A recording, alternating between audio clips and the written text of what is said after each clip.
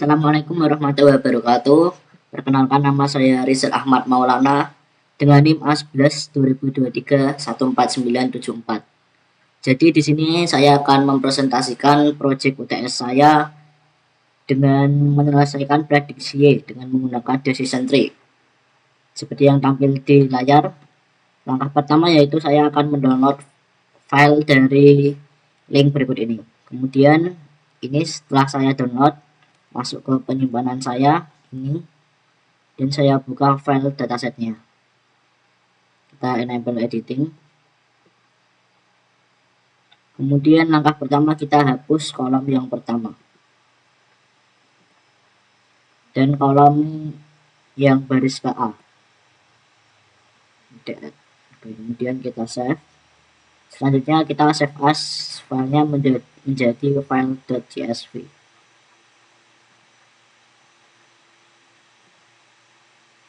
CSV data mentah nama file saya. Oke, kemudian setelah kita save menjadi CSV, kita masuk ke drive. Oke, kemudian setelah di drive kita masuk ke folder collab notebook. Di sini nama folder untuk menyimpan file notebooknya saya beri nama collab notebook ya teman-teman. Kemudian langkah selanjutnya yaitu kita upload filenya, upload file, kemudian pilih yang tadi. Ini karena saya sudah upload data mentahnya, jadi saya langsung saja ya teman-teman. Oke, setelah kita masukkan file datasetnya dengan nama data mentah, kemudian kita buka file IPY-nya. Ini merupakan file Google Colabs-nya. Oke, yang pertama yaitu kita menyambungkan drive-nya dengan nama Colab Notebook sesuai dengan namanya di drive saya Colab Notebook. Kemudian kita jalankan perintah ini untuk menyambungkan Google Colab dengan Google Drive-nya. Kemudian kita import library yang dibutuhkan, ada pandas, numpy, matplot, dan cplot. Selanjutnya yaitu kita baca datasetnya dengan perintah pd read csv. Kemudian kita ketikkan nama file di sini dan save-nya saya ganti menjadi koma. Itu karena nama file datasetnya itu data underscore mentah. Karena ada pemisahnya ini maka saya gunakan koma. Kemudian tampil 5 dataset yang menunjukkan bahwa dataset telah berhasil dibaca. Nah, setelah kita tampilkan, maka kita tampilkan juga infonya. Di info awal ini, dataset awalnya yaitu sebesar 30.000 entry, dan kolomnya ada 24, terdiri dari X1 sampai X23, dan ada kolom Y. Kemudian untuk mengecek fiturnya, saya menggunakan print df kolom. Nah, di sini tampil fiturnya ada X1, X2 sampai X23, dan ada Y, dengan data type-nya objek. Kemudian yaitu saya akan menghitung missing value-nya dengan perintah missing value df is null. Nah, di sini ada tampilan jumlah fiturnya per kolom, ada X1 sampai X23 dan Y. Dan terlihat bahwa missing value-nya itu 0.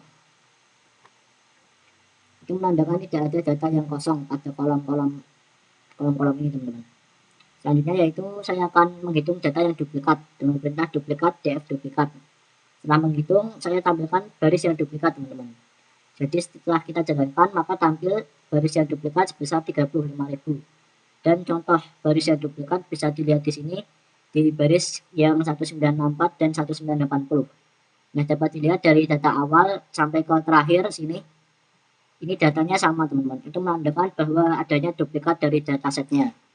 Kemudian setelah kita tampilkan datanya duplikat, kita cek terlebih dahulu data yang duplikat dan tampilkan jumlah barisnya menggunakan duplikat count. Setelah kita tahu jumlah data duplikatnya, kemudian kita dapat menghapus datanya dengan perintah drop duplicates. Oke, di sini tampil jumlah data yang duplikat itu sebesar 35.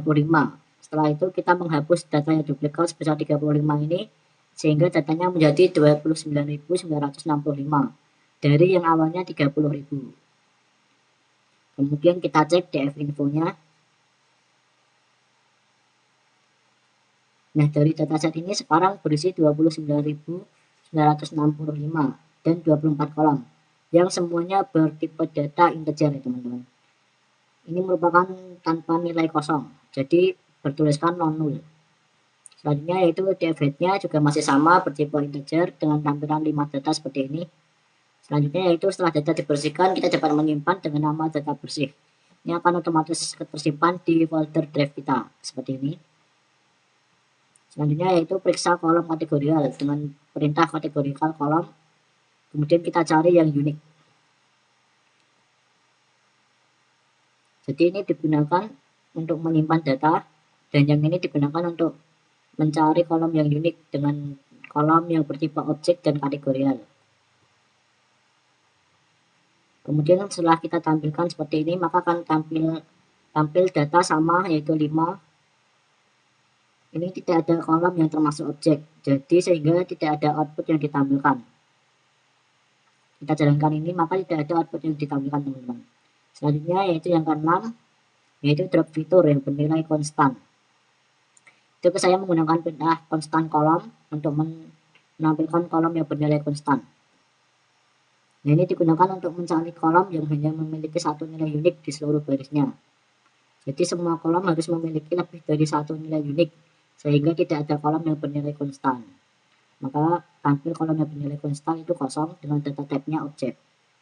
Selanjutnya saya akan memvisualisasikan 17 fitur dengan numeric future. Itu dengan bar chart dengan perintah numeric future, kemudian menampilkan bar chartnya dengan 17 fitur first 17 numeric.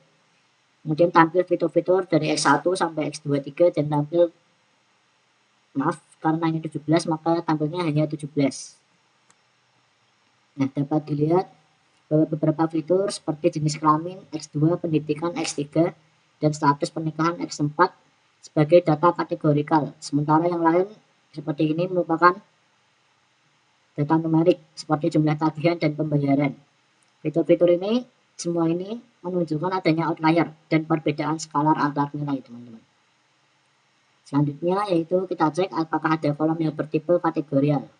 Menggunakan perintah categorical future, kemudian select data types-nya, kita cari apakah ada yang bertipe objek atau kategori.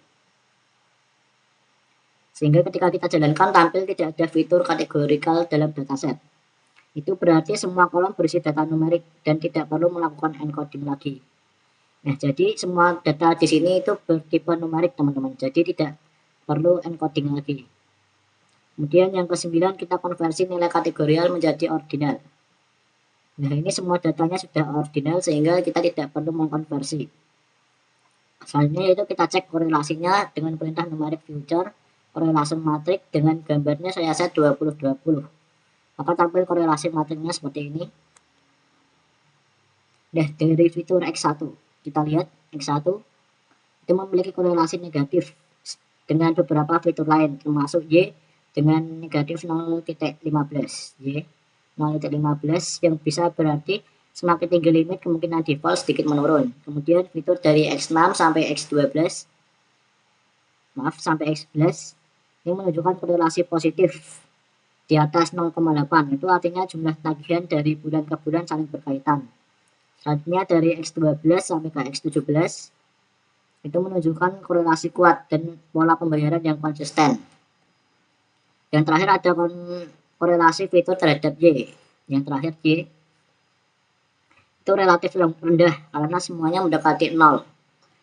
Itu berarti tidak ada data fitur tunggal yang sangat kuat dalam memprediksi default, sehingga perlu kombinasi fitur. Kemudian yang ke-11 kita bagi data menjadi training dan testing menggunakan perintah seperti ini.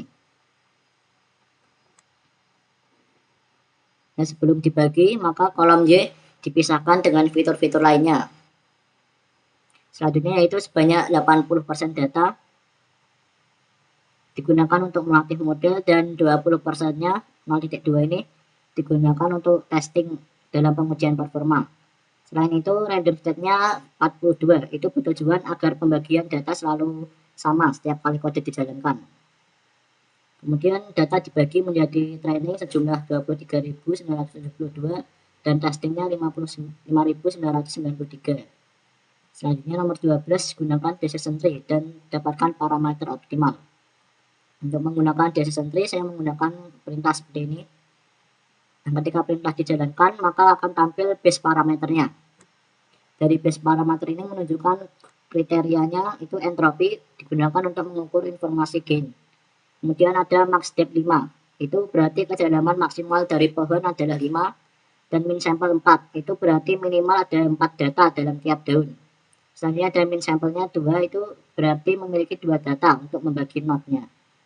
Selanjutnya yang ke-13 ada jelaskan hasil akurasi, presisi, dan recall pada training dan testing. Itu menggunakan perintah seperti ini, ori y data test dan data train.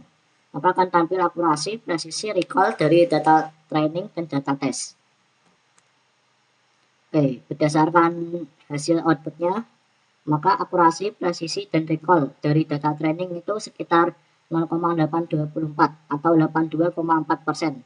Ya berarti model cukup baik dalam mengenali pola pada data pelatihan. Selanjutnya ada pada data test itu sekitar 81,4%, yang menunjukkan bahwa memiliki performa yang baik dan tidak overfitting karena performanya konsisten pada data baru. Kemudian nomor 14, jelaskan cara baca confusion matrix pada data testing. Untuk menampilkan confusionnya, saya menggunakan perintah seperti ini. Itu kemudian tampil data seperti ini, confusion matrixnya. Untuk membaca confusion matrixnya, itu berarti menunjukkan di sini ada 5.993. Itu merupakan jumlah data testingnya. Dan untuk memprediksi berhasilnya itu sebesar 4.420. Itu berarti nasabah yang tidak gagal bayar dengan benar. Kemudian ada di sini ada 458. Itu merupakan yang gagal bayar dengan benar. Namun model juga salah memprediksi itu sebesar 247. Itu sebagai gagal bayar padahal tidak. Selanjutnya ada 868 nasabah itu juga terdeteksi gagal bayar. Itu berarti modelnya cukup akurat karena memiliki akurasi 0,8139. Itu merupakan akurasi yang cukup namun masih kurang baik dalam mendeteksi gagal bayar. Mungkin itu saja yang dapat saya sampaikan. Terima kasih telah menonton dan sampai jumpa.